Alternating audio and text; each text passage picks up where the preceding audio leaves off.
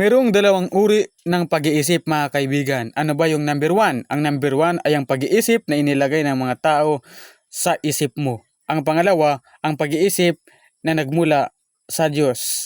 Ang pamamaraan ng pag-iisip ang nagdidikta kung ano ang iyong mga dapat gawin at kung paano ka dapat mabubuhay sa daigdig na ito.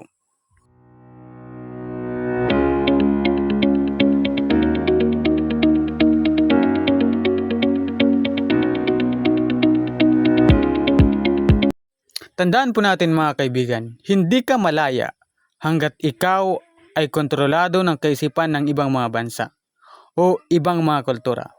Wala ka pa sa totoong ikaw dahil ang pagiging totoong ikaw ay nangangailangan ng isang bagong pag-iisip. Ang iyong emosyonal na desyerto ay ang maling mga kaisipang inilagay sa iyo ng ibang mga tao. Ang iyong emosyonal na mangkanaan o lupang pangako ay ang tamang kaisipan na mula sa Diyos. Ikaw ay wala pa sa totoong ikaw dahil ang totoong ikaw ay nangangailangan ng isang bagong pag-iisip. At ang sabi ng Biblia mga kaibigan, umalis ang mga Israelita mula sa bansang Ehipto papuntang lupang pangako. Pero hindi sila pinayagan ng Diyos na dumiretso sa lupang pangako dahil mayroong pagkatakot sa kanilang pag-iisip. Kaya pinaikot-ikot muna sila ng Diyos sa disyerto sa loob ng 40 taon. Ano ang layunin ng Diyos? Kaya niya ito ginawa? Dahil gusto niyang hintaying mawala mula sa kanilang pag-iisip ang mga kaisipang inilagay ng mga Ehipto sa kanilang utak. Nasanay kasi silang mayroong namamahala sa kanila. Nasanay na sila ay walang kakayahang mamuno. Hindi nila mapaniwalaan na pwede silang magkaroon ng mga sariling lupain, sariling bahay, sariling taniman at sariling negosyo.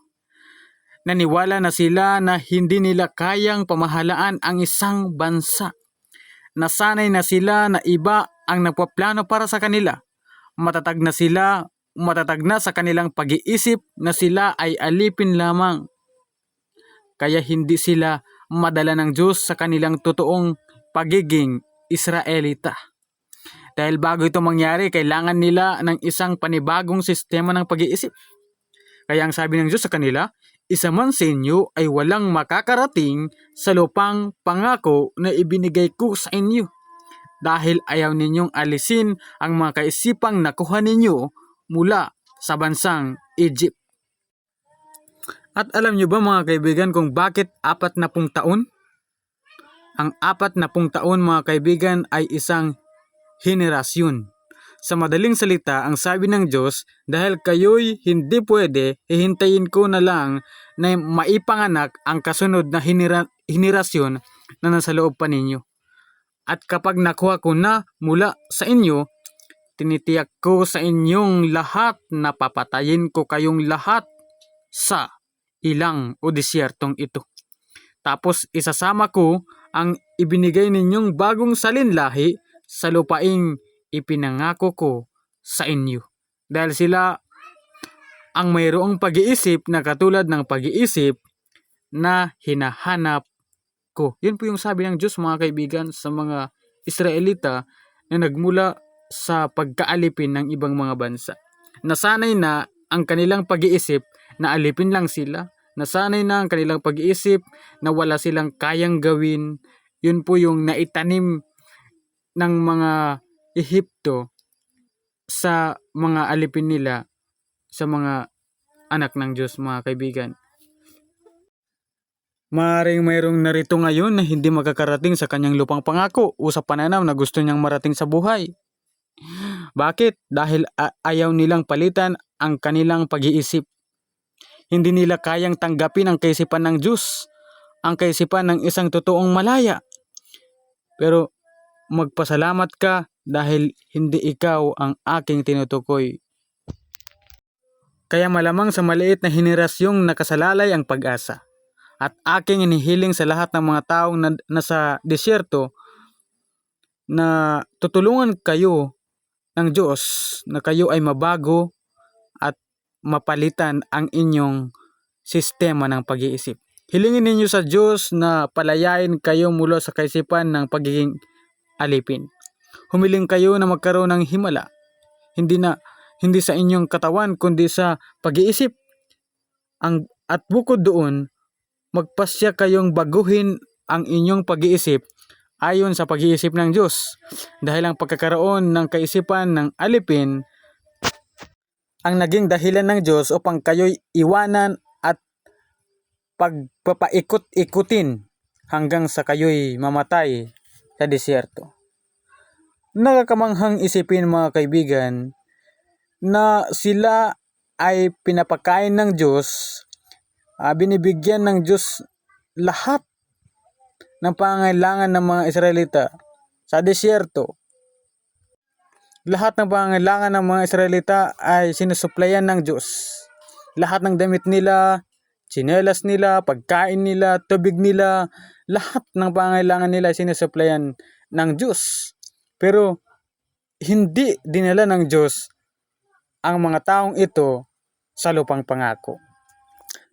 Sinasabi ko sa inyo ngayon na ang isa sa malaking pangangailangan upang maging isang matagumpay na tao ay ang paglimot sa mga itinuro sa inyo ng mga bansang sumakop sa inyo o ang kaisipan ng mga Griego at ang pangatwiran ng imperyo ng Roma. Kailangan kang lumayang mula sa espiritu ng pang-aalipin at paniwalaan mo na kaya mong pamahalaan ang iyong sariling lahi sa tulong ng Panginoon. Ako'y nagmamakaawa sa inyo na lumaya na kayo mula sa kaisipan ng mga Griego na kung saan ako mismo ay naging alipin nito. At ako'y naniniwala na kung ang kalayaan ay nangyari sa akin, maaari din itong mangyari sa inyo. Tanong, saan nanggaling ang mga kaisipan o pinaniniwalaan ko? Ito ay nakuha ko doon sa lumikha sa sangkatauhan. Henesis 1 talatang 26 na nagsasabing lalangin natin ang tao, atin silang lalangin ayon sa ating sariling larawan at sa ating pagiging katulad. Bakit? Dahil sila ang mamamahala sa mga isda, sa mga ibon, at sa mga hayop, at sa mga kahoy, at sa buong daigdig, at sa lahat ng gumagapang sa lupa. Ano ang dahilan ng Diyos sa kanyang pagkakalikha sa iyo? Ayon sa Genesis Kabanata 1 talatang 26, simple lang, para mamahala. Hindi po magulo ang Biblia mga kaibigan. Hindi niya sinabi na ang ilan sa kanila ay mamamahala. Ang sabi niya, lahat sila ay mga tagapamahala at tagapagsakop. Yan ang layunin ng Diyos kung bakit nilikha niya ang isang nilalang na tinatawag na tao. At ito ang pinakapundasyon ng aral na ito. Ibig sabihin, kung ikaw ay nilikha ng Diyos para mamahala o kumontrol o manguna, ibig sabihin ay inilagay niya sa loob mo ang kakayahan para magawa ito. Kaya wala kang dahilan para sabihin sa kanya na hindi ko kayang mamahala. Ang bawat butil o binhi ay binigyan ng Diyos ng kakayahang maging isang malaki at mataas na puno. Pero ang butil ay pwede ring mamatay bilang isang butil nang hindi nailabas ang malaking puno na nasa loob niya dahil wala siya sa kanyang tamang lugar. Nilikha ka ng Diyos ng may pagiging tagapamahala sa loob mo para mamahala sa daigdig na ito. Pero kung hindi mawala ang maling mga kaisipang inilagay ng mga tao sa utak mo, ay may pagkamaari na ikaw ay mamamatay ng hindi naging isang tagapamahala. Napakalinaw ng pagkakasabi ng Diyos na ikaw ay isang tagapamahala at nilinaw din niya kung ano ang iyong pamamahalaan o kokontrolin o sasakupin. Ito ay mga isda, mga ibon, mga puno at lahat ng gumagapang sa lupa.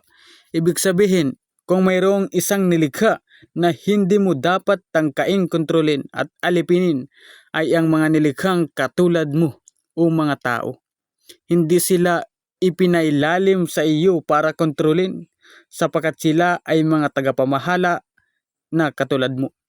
Sa isang banda mga kaibigan, iyan din ang dahilan kung bakit hindi ka pwedeng maging alipin ng ibang mga tao.